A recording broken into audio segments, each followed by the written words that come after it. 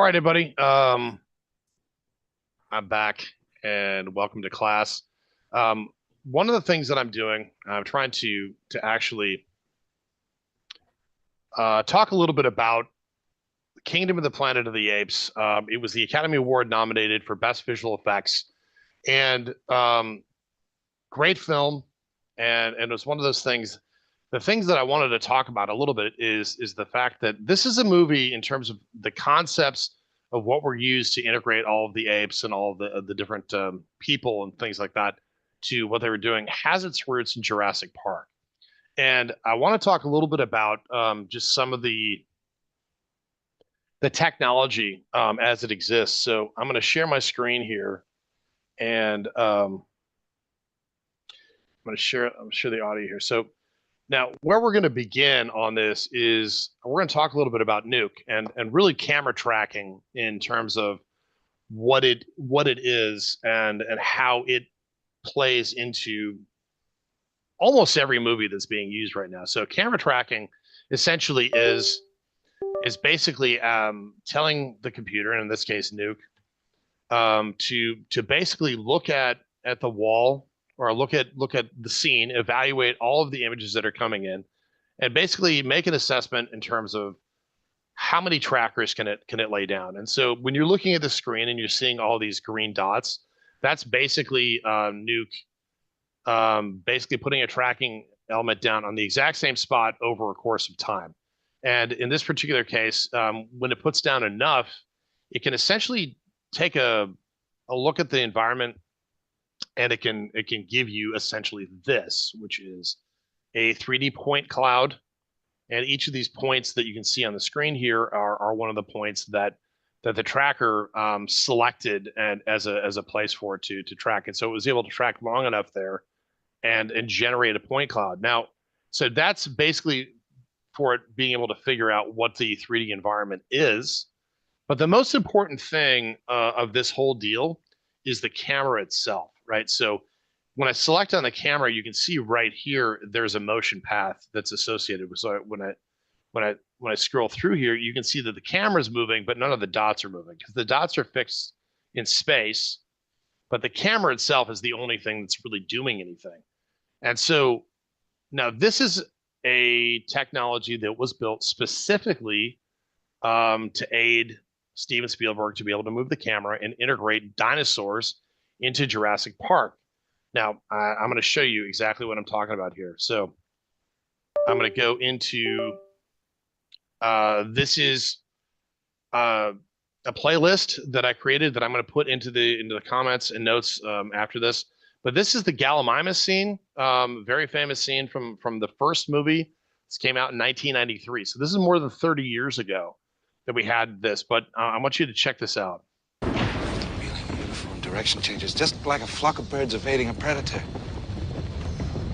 They're flocking this way.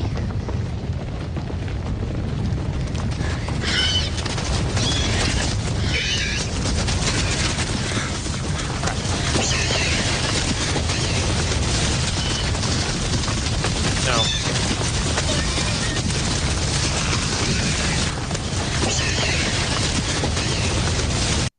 This is the more important shot. Now, the first shot is kind of interesting because it is a locked off shot. And back in the day, when you were doing visual effects early in how we were doing things prior to this particular bit of software, if you're a visual effects supervisor, you're going, hey, dude, look, put the camera on the tripod, let's lock this off, and we'll get this stuff done.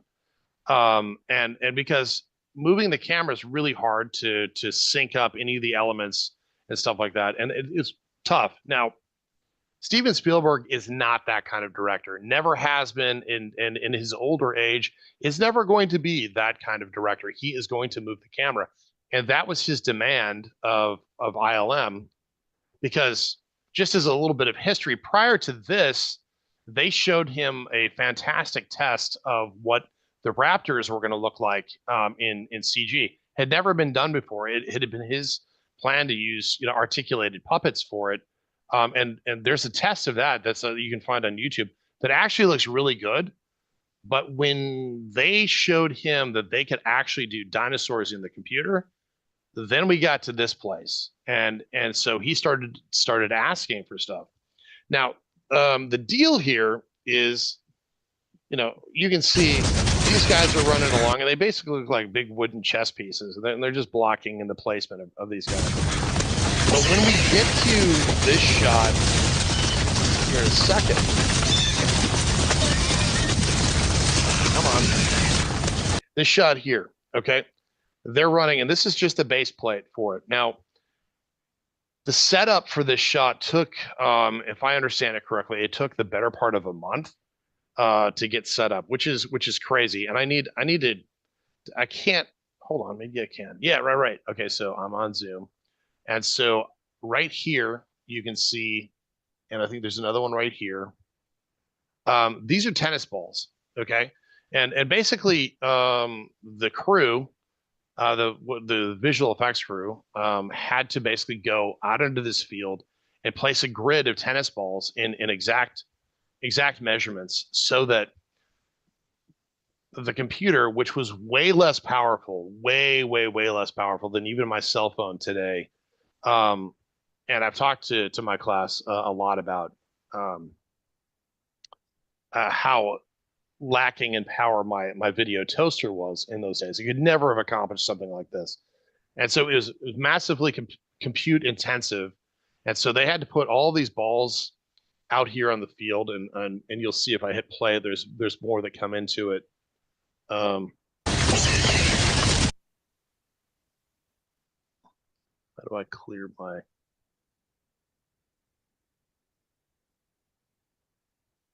Awesome. Anyway, not sure why my annotate won't go away.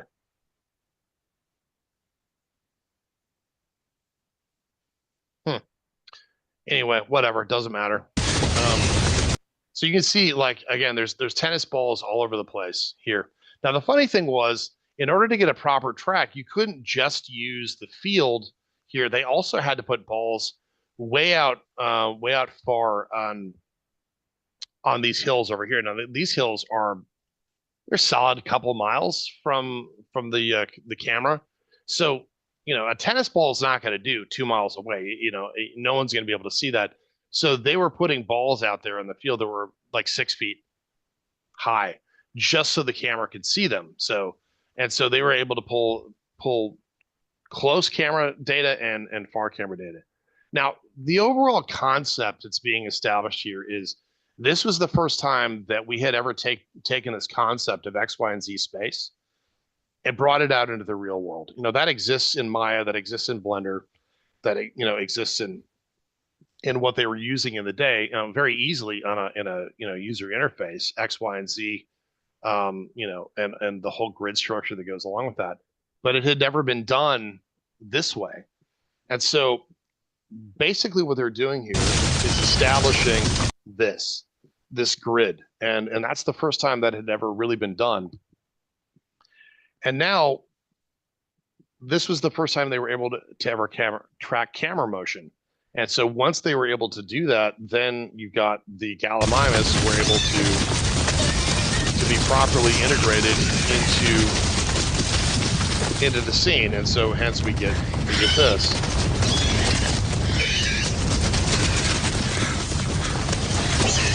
Running past like that. I'm so annoyed by these dots here. Okay, now I'm going to have to stop and erase. Goodbye. Okay, cool. Now, I hope that makes sense. Now, the reason I bring this up is because this is a concept that was developed for this movie that has now, and when we start getting into the Planet of the Apes, you're going to see how they've taken this concept and 1000x'd it. And so I'm going to move on to the next one, and you'll see as we get into the Planet of the Apes what they really did. Kingdom of the Planet of the Apes presented us with a deluge of creative and technical challenges, set more than a century after the previous films, with a dozen new hero characters. I am Raka. And human cities long reclaimed by nature. The story gives a nod to the past, while it carves out a unique path for the franchise.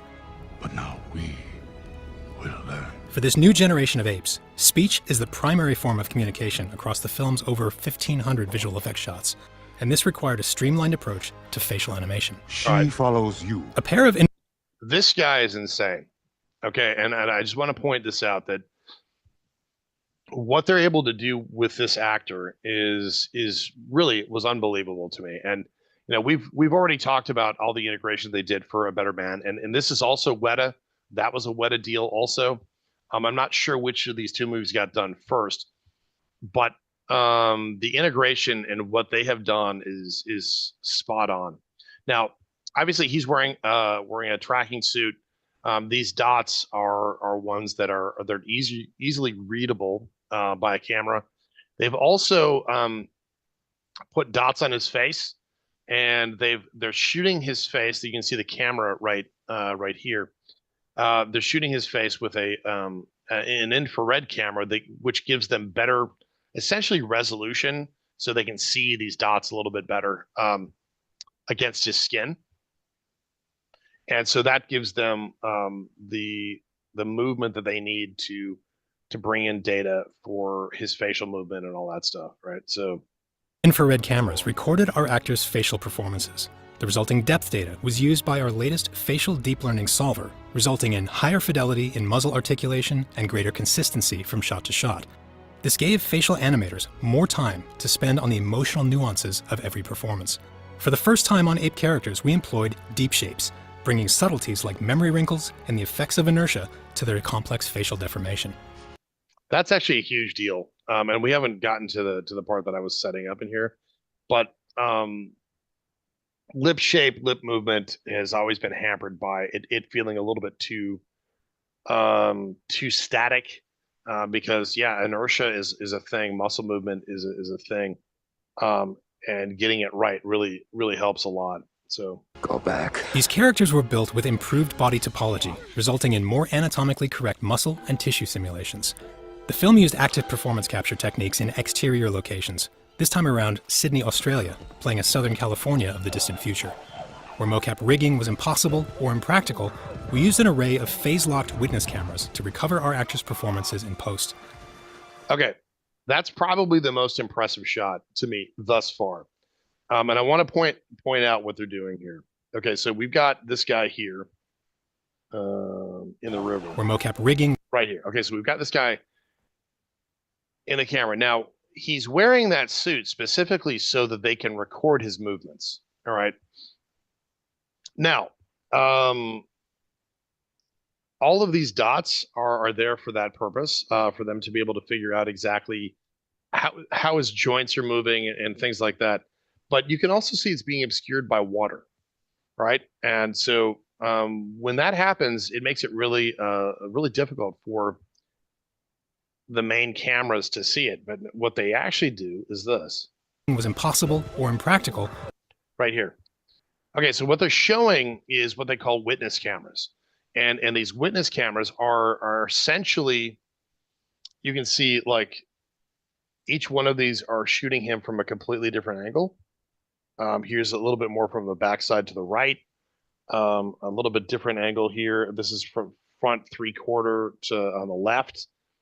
And basically what they're getting with that is they're able to, if they lose contact with a tracking marker in one camera, they can probably pick that camera tracker up in another camera, or they can pick a dot up in another camera. Then they process and solve all that data for him for each one of those cameras. And if they've got holes in data where they lost a camera tracker or something like that in one camera, they can usually pick it up somewhere else and blend all that data together and get an accurate movement path for him. Incredibly difficult, but certainly amazing. The thing that I'm getting at here, when we compare this to Jurassic Park and today, they're basically taking the concept of, hey, let's define a space and let's make sure that the camera, we know where the camera's moving, how it's moving, and they're applying it to characters. And they've done it brilliantly here. So we used an array of phase-locked witness cameras to recover our actors' performances in post.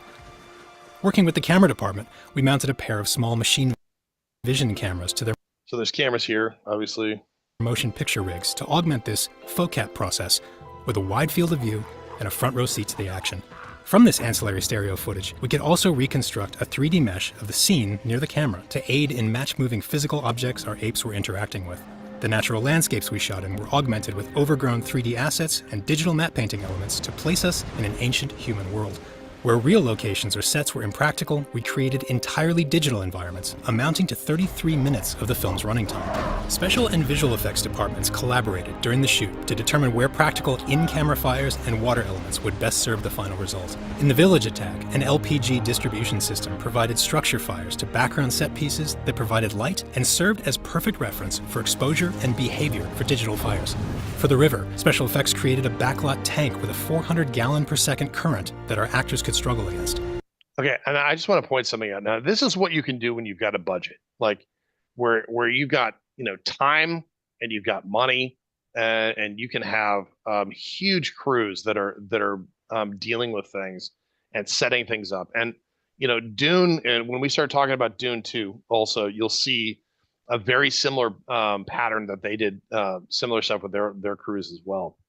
But that's generating water. This is generating fire. For the cliff walk, they created crashing waves from a pair of 1,300 gallon dump tanks that drenched our actors. Using our simulation framework Loki, effects artists provided wind to interact with the ape's fur and the surrounding environment. A range of fuel sources were simulated, creating combustion elements from small torches to the village inferno. A kilometer of river rapids was simulated, tying into and extending the water tank footage. Simulated violent swells and crashing waves extended those dump tank elements along the cliff. And an unrelenting flood of seawater was simulated for the third act. This interaction with digital apes and water was among our greatest challenges to overcome, requiring tight coordination between multiple artists and couples. This shot is insane.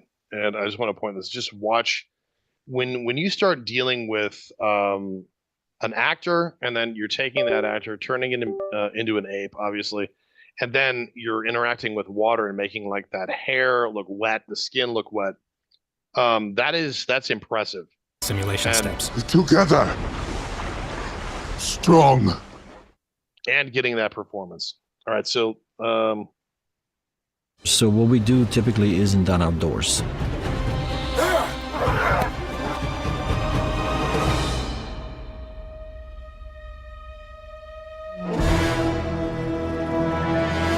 Performance capture is the backbone of this whole thing.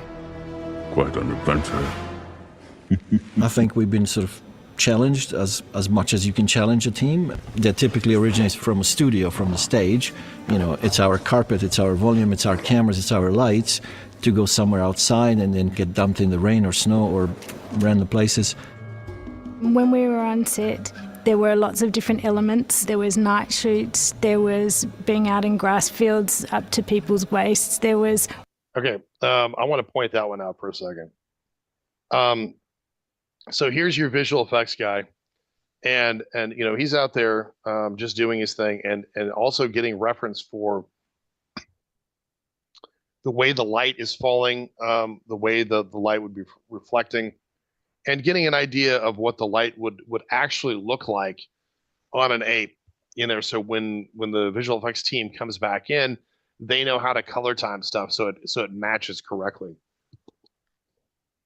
But when she's talking about, hey, we're in waist deep grass, all these witness cameras that we were talking about before, those tend to go away. I mean, they're of no use to you when you can't read their lower half of their body. So that becomes a much more challenging thing for them to do. Up to people's waists, there was water with leeches. It was very hot, it was very wet.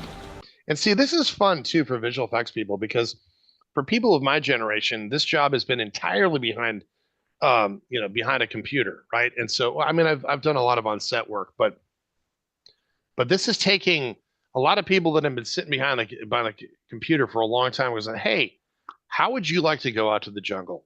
And so this is becoming an entirely new job, which I find hilarious, but brilliant in terms of what they're doing and what this is going to mean for everybody in the visual effects industry. This stuff is going to propagate itself down to you. Yeah, it's super expensive to do it here, but we see these tools make their way out into the general public, and we're already seeing it. Where people are much more liberated to go out and shoot what they want to shoot. So lots of outdoors, lots of mud, river, rain, all sorts of things. They were in our way, but here we are. And that speaks to just the experience that the mocap team has at this point of going in, getting called in for this mission, airdropping in, setting up, and having to work with the rest of the team. I don't say no to a challenge. We have to set up a lot of cameras, so we have to film with anywhere up to 50 cameras at the same time, so we get the scale and the amount of people. I want to just point that out. So this is actually a better reference to what I was talking about. So you can see the shot here. Of cameras, so we have to film with anywhere up. These are the 50 cameras, right? So these are the witness cameras that allow each one of them is solving for this guy, right? And so they show essentially the solve they're getting per camera. 50 cameras at the same time. So this is the data that they're getting, the mocap data that they're getting, and then they combine all of them together to get the one that's the cleanest take. And that's impressive. So we get the scale and the amount of people. Things like the camera blocking. Let's go again. I think if we come around a little bit faster with the camera, all those kind of things make for shots that flow together in this really beautiful way. We basically just filmed it, and then it kind of goes through a whole bunch of processes. So from the shooting crew, then the mocap tracking team and solvers, then it goes to motion edit and to animations. And ultimately, the stuff we shot first is the end goal just on the hero character. I will bring them home. How we capture that performance is so authentic. The more you get to know the actors, the more you can see them in that performance coming through their CG character. I have much use for clever apes. It's such a fundamental part of these movies in order to actually capture the emotion and take the gifts that we're given every setup from an actor and the choices that they're making. We can actually capture that performance, literally capture everything about what they're doing, and use that as the foundation for what our apes are doing, is the reason why these films work so well. Now, I would definitely say that this is one that it was very rightfully nominated for Best Visual Effects. I certainly see why Dune won, just because it was due. And there's been already a lot of there's been a lot of Planet of the Apes movies. But I mean, when you look at what they really did in this movie, it's really impressive, because there is so much groundbreaking work that's being done in this film.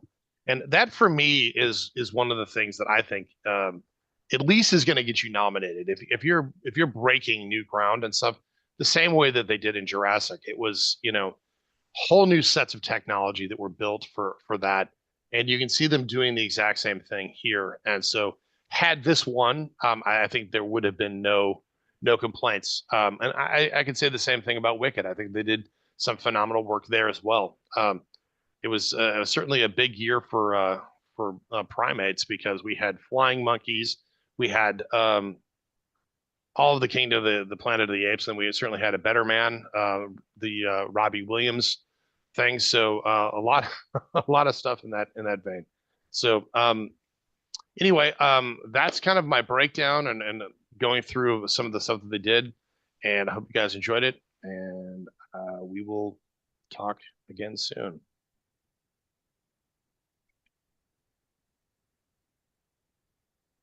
Cool. That